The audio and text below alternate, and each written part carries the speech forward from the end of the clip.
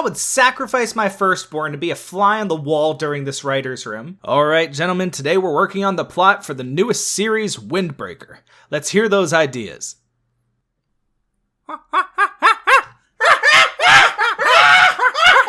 Sakura.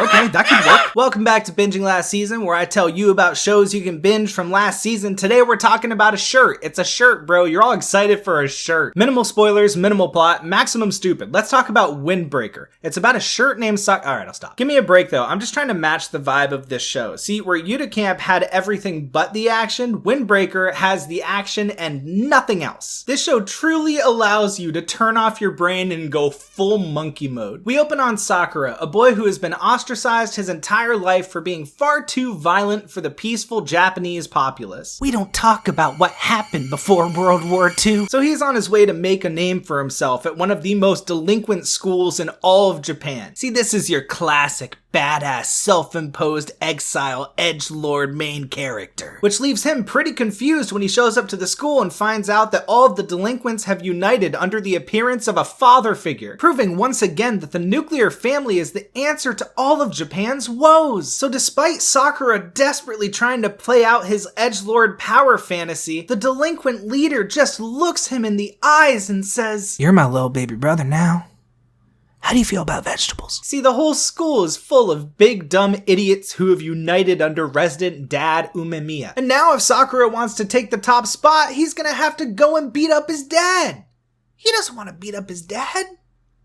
No one wants to beat up their dad. And that's more or less the summary you can find on my anime list. Let's talk about the good stuff first this time. This anime is all about the fight scenes, and yes, of course, they look good. But I think the fight coordination isn't actually always on point, and that's me nitpicking quite a bit, but when the show is all about the fight scenes, I'm gonna nitpick the shit out of them. However, most of the time, my eyes were glued to the screen. It looked fantastic. And speaking of looking fantastic, all of the side characters, the background characters, also look great. It gives me heavy Bleach vibes. Also, the dichotomy between Sakura trying to be his badass edgelord solo leveling self and struggling with the acceptance of having all of these people around him that he actually cares about a lot, it's pretty funny. I think it's a refreshing take on that sort of edgy main character. Now he's having to deal with the greatest opponent of all, social situations. Windbreaker also tugs at my heartstrings with some of the philosophical ideals that it covers. And yes, this is the moment that you discovered that despite my editing skills, I also have a monkey brain. Because I've spent my whole life thinking that there are certain things that you can really only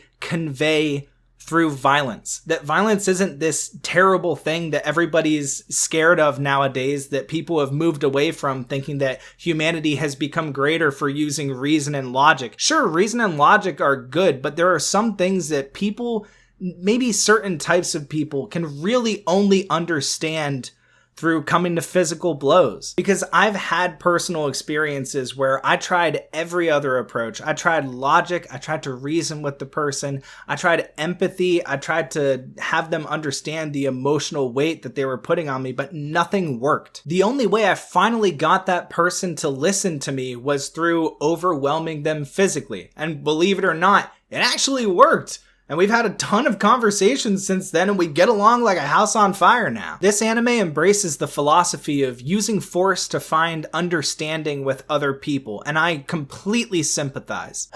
Alright, let's get into why I'm gonna rate this anime lower than you think I should. Can't do that without talking about Nire, a character that fails at whatever the author wanted him to do and shouldn't exist in the first place. At first, he reminded me of Zenitsu from Demon Slayer, that sorta crouching moron hidden badass archetype. But this is like if you had the crouching moron hidden badass and you find out he's not actually a badass. I don't like him, he's annoying, and every moment he spent on screen made the show worse. It's bad that they basically gave him his own episode towards the start, and it's even worse when you realize the pacing of the rest of the show isn't that great. Season 1 mostly focused on one arc, and while that arc was pretty great, it leaves you with an unsatisfied feeling by the end of the season. If they were gonna pace it like this, I really would have preferred a 24 episode run, and with Cloverworks being the studio that's producing it, with successes like Spy Family and Bocchi the Rock and My Dress Up Darling, I feel like they could have pulled it off. That being said, Cloverworks also made The Promised Neverland, so this wouldn't be the first time they made a bad decision. Look, I gotta respect the times that this show made my eyes pop out of my skull when I immediately rushed for the back key on my keyboard to see what just happened again. But that respect only carries it so far as to make me break my normal scoring conventions and give Windbreaker a 7.5 out of 10. I really could not decide between a 7 and 8. I was stun locked, so I'm breaking the rules. And you might be thinking,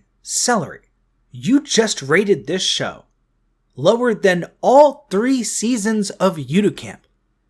Are you fucking nuts? First of all, I'm making YouTube videos about anime. What did you think? And second of all, I think it's kind of redundant to compare a show like Windbreaker to a show like Uticamp. The only thing they have in common is that they were made by Japanese people and they're animated. I wouldn't compare Game of Thrones to 13 Reasons Why. It doesn't make any fucking sense. So while Uticamp is a 9 for feel-good slice of life shows where nothing happens, Windbreaker is a 7.5 for badass action anime. But at the end of the day, the two are incomparable. Windbreaker doesn't need to be Demon Slayer or JJK to get a 10 out of 10 nowadays. It's just lacking in some regards. And it has time to reach its full potential. The only Demon Slayer season I gave a 10 out of 10 to was the Swordsmith Village arc.